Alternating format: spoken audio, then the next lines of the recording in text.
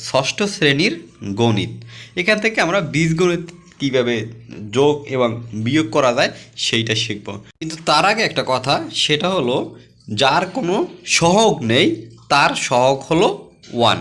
And এখানে সহগ কি বুঝবো, দেখো এখানে আমরা যেমন 2a আছে, তার মানে এর সহগ আছে 2। আর এরপরে দেখো আছে -a, এই এর কোনো সহগ নাই, তার মানে এখানে সহগ কিন্তু আমাদের 1 ধরে নিতে হবে এবং 1 ধরে কিন্তু আমাদের এই সমাধানটা করতে হবে। প্রিয় শিক্ষার্থীরা, তাহলে আমরা এখন সমাধানে যাব।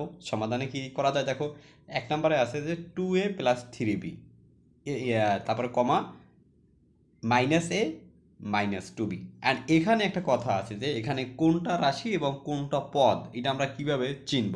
কেননা আমাদের কিন্তু নিচে এভাবে লিখতে হবে যে সদৃশ্য পদগুলোকে তাদের স্ব চিহ্ন সহ নিচে নিচে সাজিয়ে লিখে যোগ করে পাই।